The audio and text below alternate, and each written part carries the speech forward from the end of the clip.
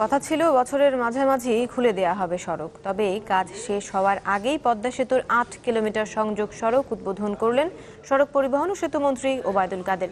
এতে খুশি দক্ষিণাঞ্চলের বাসিন্দারা, জানান এতে নৌপথে দূরত্ব কমবে, কিছুটা হলেও রেহাই মিলবে ভোগান্তি থেকে।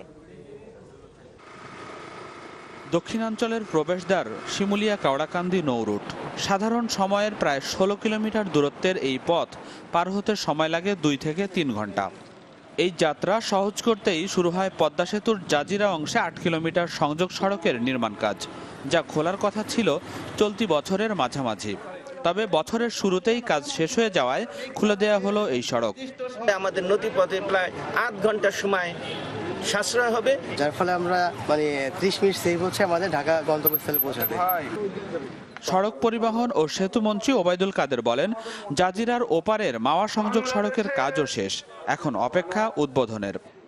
৮ কিলোমিটার রাস্তা উদ্বোধনের মধ্য দিয়ে আমরা এই রাস্তাটি খুলে দেওয়ার সঙ্গে সঙ্গে এখানে যাত্রাপথ কমে যাবে ১ থেকে ১.৫ ঘন্টা ফেরিতে।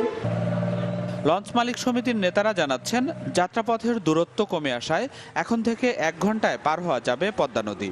আমি মনে করি যে এতে যে আগে জনগণের যে দুর্ভোগটা ছিল সেটা অনেক দুর্ভোগ কমবে।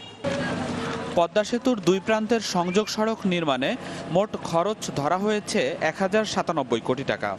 আমাদের ফেরিঘাট শিফটিং এর যে কাঁঠালবাড়ি কাওড়াকান্দি ফেরিঘাটটা কাঁঠালবাড়িতে উদ্বোধন করবেন আগামী খুব শীঘ্রই আমাদের মন্ত্রী মহোদয়।